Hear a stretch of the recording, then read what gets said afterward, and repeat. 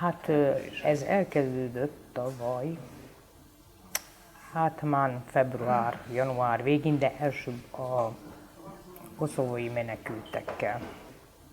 It started last year in January, February, but initially with people from Kosovo.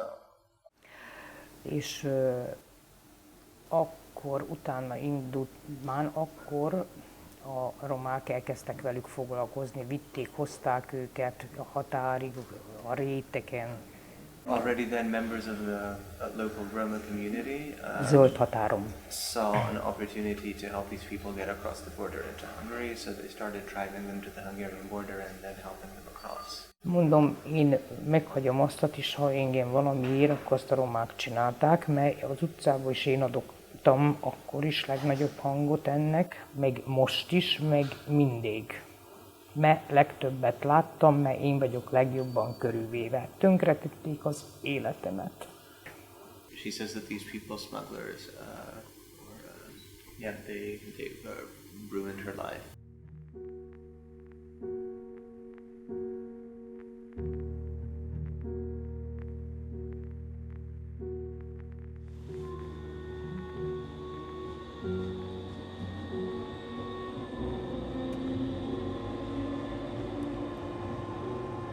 Even if Hungarians are not more prone to xenophobia than others, but I think as Hungary is a rather monocultural country, the people here are not really used to other people from very distant cultures. I spent a lot of time at the border because we saw the situation could be worse. So, and after we realized the people arrived here, so we have good connection with the local communities. So we try to do something. We have started this initiative in late June last year, as the number of refugees was on the rise here, and we wanted to help. And from the very first moment, we wanted to make two things. First of all, helping the refugees, and at the same time trying to shape the public discourse about the migration situation.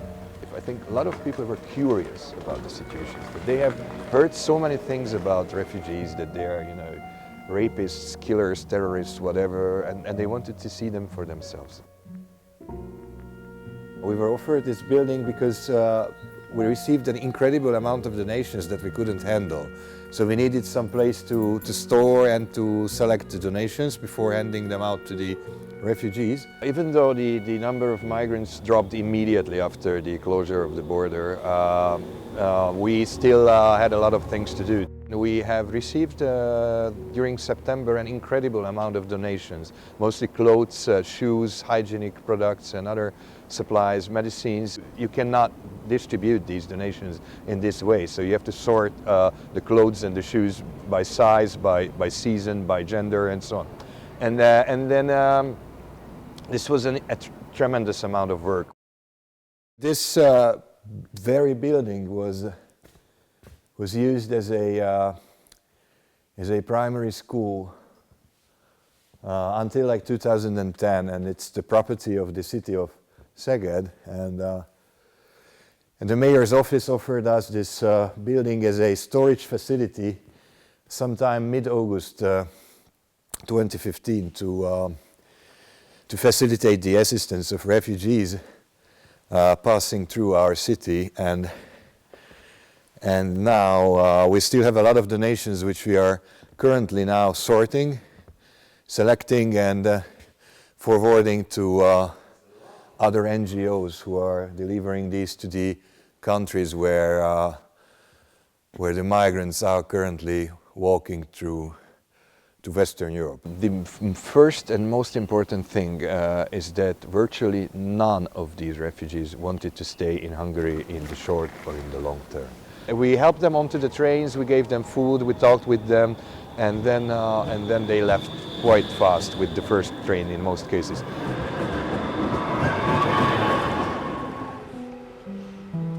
At first, the thing was the refugee outreach had kind of started in this church simply because these Presbyterian missionaries from the United States who had come when they were visiting refugee camps, if someone from Iraq or Ethiopia had said, well, I'd like to go to a church, then they said, well, there is an English-speaking church in Budapest.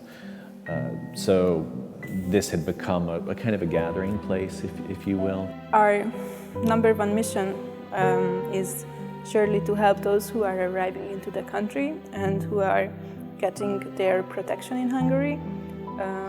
They have to have help to make a living, to build up their lives again. We have integration programs and they have different names, but we always provide the same thing basically. We have a housing program, we have an education program. One of my friends, he used to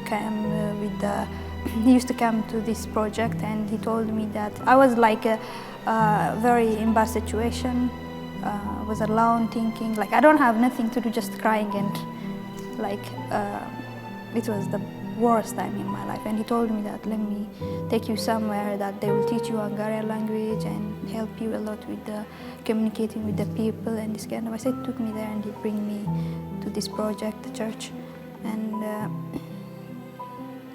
I stay in this country because of them, to be honest with you. Because their integration was important to be supported, they had this integration contract that they would sign with the government, and they would promise, yes, we will be learning Hungarian, we will be making efforts to find a job, and thank you government, you will be giving me money to encourage me and to help me survive until I'm having my own job. I go to school and I get the transportation free, and the government give me like some money, so I said just stay and try to make it better and try to do something. Like don't just expect from people that they do for me this, and it's hard to go to stay here. Also, it's hard to go out of Hungary for me. This argument is so often used that people don't want to stay in Hungary. It's decided, like they decide in the first days, depending on what they hear. In my situation, I like to stay here because most of immigrants, when they come, they are not under 17, like under 18, so they don't have a choice to stay here. They have to leave the country because they can't afford the flat, the food, the transportation system, and this kind of thing is hard for them. So that's why they leave this country. There is also this long-term vision missing, that the hope that they can rebuild their life. Let's say UNHCR, where they do a lot of the research and demographics and reporting and assessing of human rights protections and whatever else. And so we were saying what we do, and they came around to me, and I was like, oh, what do I say? I don't do any. And then I said, well, basically all we do is offer community. And they went, oh, we wish we could do that. We have to help them to feel welcome. We have to have them to help to get the motivation to restart their life, to build up everything from ground again. And for this, we have to spend money to teach them Hungarian and to show their way around. So we always say, if we offer well-structured programs, they are staying.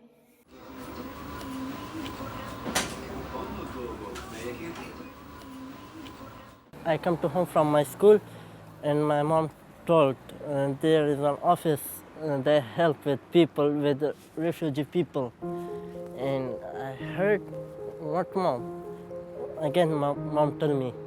And after a few days, there was the chance to learn. There are a lot of things that they help. For example, if somebody has some problem in language and they need something to do in a kind of office or official work, they help them a lot. And we were with them, I guess, for 2 years. And since then, we just know each other, and they still help us, and we are very good to each other. I learned Hungarian language, and with these people from church, there was a lot of teachers, and now they are helping right now also. They find to me a school, they find to me everything. With a simple kind of example, as we started our business here, we have another shop over there in the other street. Our home is here, our school, studies, everything is here. So I mean, all the life is settled here. So I don't find any option moving to other country. From there, I learned my language, and there I did language exam have a certificate from Hungarian language exam, and I'm also an interpreter here in Hungary from different languages to Hungarian. I speak my mother tongue, obviously that's Pashto, from the national language of Afghanistan. I speak Persian, I speak Hindi, Urdu, English, Hungarian. I guess that's all.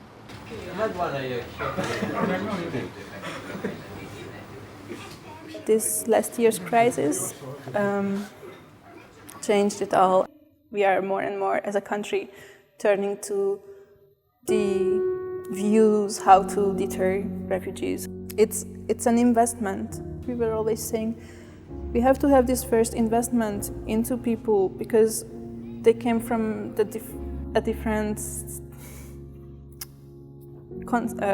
come from different cultures. There are refugees here, there are refugees who came in the 70s, there are refugees who came in the 90s, and there are refugees who came in past years. Why do you think you guys were able to own 2 shops and get all this done as migrants?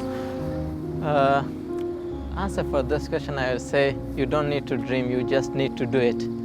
So I think integration is a must, and we all have to work for that. We thought about our future, because if we had moved to another country, then we may have some problem in our studies.